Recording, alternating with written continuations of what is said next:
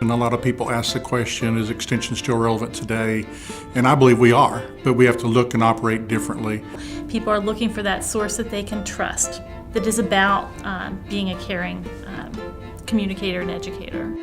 We know that research-based information is really critical, and we have so much good information to share with people. But we're the ones that are developing that knowledge through applied research and then taking our research-based information and putting it into practice. We look at programs and services that provide solutions to problems that people are actually faced with.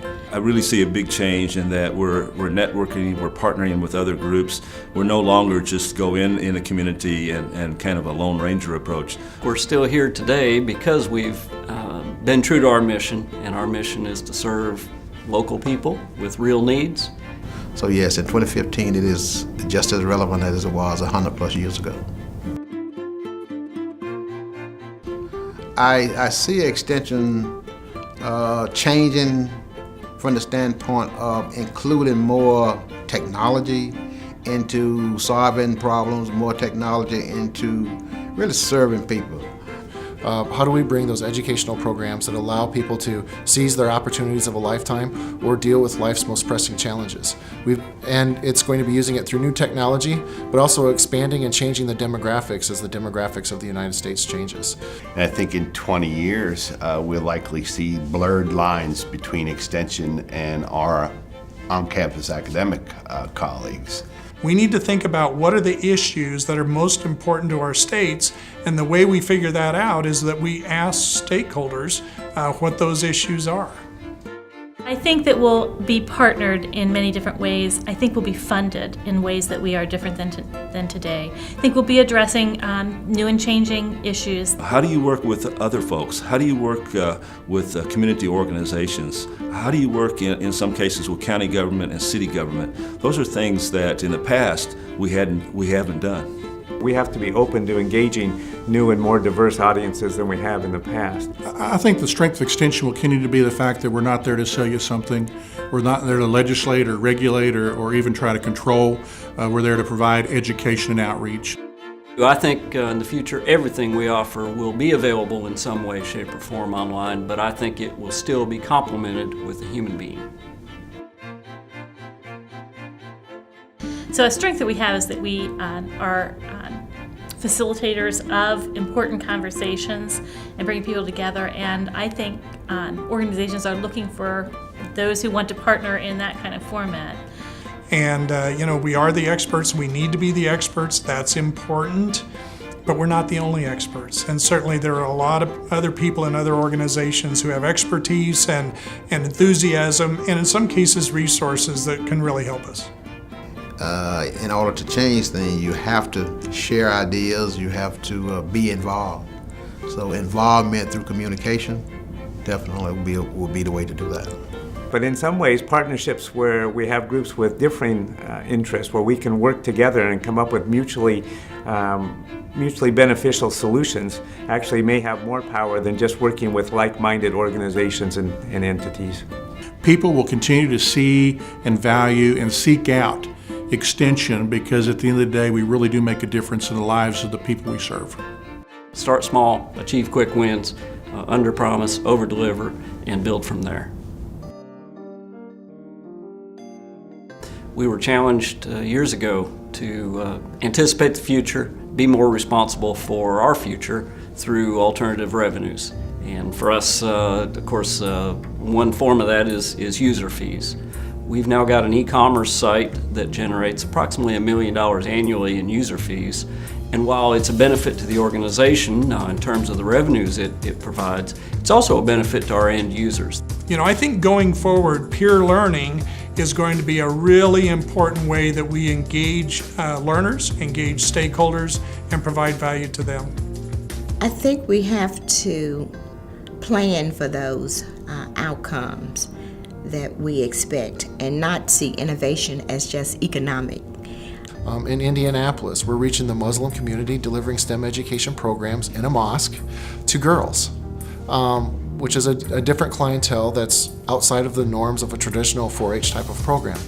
And so a lot of what we do, I believe in innovation, is going to center around how we deliver programs through social media, how we find connection points to bring people on board. But it's not just a connection point, it's the value when you get there. Once we have the information, creating that in a variety of formats that multiple people might learn better from that is something that really can be efficient for us and effective for us in terms of return on investment from innovation. The mission will drive the innovation. If you stay focused and intent on achieving your mission, you'll find the innovative ways and the creative ways to deliver that.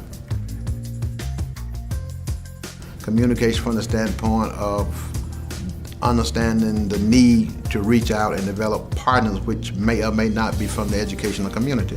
And so in many ways, that's our barrier, is how do we go about building new relationships with new customers going forward that we can understand their needs and deliver programs in ways that they want. We're so focused on impact that we tend to work on programs that have a high probability of impact, which means that we're not necessarily willing to take the risk on a new program or a new venture that may or may not achieve impact. I think one of the things we don't empower people to do is fail. So in some cases they're not willing to try something new and innovative because they have the tried and true model that they know will be effective. We always want to succeed and do the best we can for our clients, and it's difficult to accept risk as being a greater chance of failure. We might not succeed. Our clientele are changing too, and I think that's a huge barrier as we move from, controlled information to the internet and deal with that dispersal of that information. What tends to hold us back is ourselves. We think about how it's always been done, how our rules require that it be done that way, and that prevents us from being innovative. Not being concerned about getting the credit, but providing that solution. So I think people in general, we tend to be our greatest barriers. Well, I think one of the things is our ability to be able to develop partnerships and market ourselves with different entities. Our internal folks get energized about a new approach, about something that seems to be working. At the same time, we see our stakeholders being energized about this approach, and we see a lot of energy and a lot of enthusiasm coming, and programs instantly build. Is that we're bringing that fresh new information to clientele. I think the innovation is how do we expand that clientele base that we have. That's the innovation part. From my standpoint, because of partnerships, I don't think our programs need to be unique amongst all other different organizations across, but I think the partnerships have to be unique. Innovation doesn't make you great. Your people and your programs make you great. But by the same token, if you don't innovate, if you're not striving to innovate each and every day, you're becoming extinct because people move past you. So return on investment is critical. Our stakeholders tell us that all the time. They expect us to do things that make a difference in their lives. And I'd go back to these 19 issues that we've identified in Nebraska that really challenge us to think differently about the work that we do. But basically, we're not looking for numbers anymore. We're looking for changes that's going to influence the individual, going to influence the community, and definitely influence the younger generation. And it's not just innovation of the product, but innovation of the delivery and innovation of how we enable people to change their lives because we're presenting information in a way that encourages them and enables them to do it where we haven't been successful in the past. So looking at the impacts of all of our programs, and it really is the final result. What are we accomplishing? What difference are we making? Not necessarily just have we implemented programs and are people attending and saying it's a wonderful program, but do they go home? Do they incorporate practices into their businesses, their daily lives, whatever it might be? And what are the impacts of those changes? What difference do we make in a community? And what difference does their program make in the community they serve? And so I think after time, even the veteran career extension people say, this is important. I've had the blessing of being able to see extension in a full circle. And so I'm an advocate for extension. I know that it works. Cooperative Extension is one of those organizations that is making a difference locally, regionally, and nationally and internationally. But most importantly, you will be rewarded from the standpoint of us helping someone see a different light. In other words, grow and all, so that they can produce and also help other people. A lot of the workforce wants to be involved in higher education. They want to be involved in organizations that are seen as being innovative, that are making a difference. And I think that, plus the breadth of positions we hire, if we position ourselves correctly, we will not have a problem recruiting and developing that workforce of the future for Extension. I think it's the best job in the world. You get to work with a wide array of very interesting people.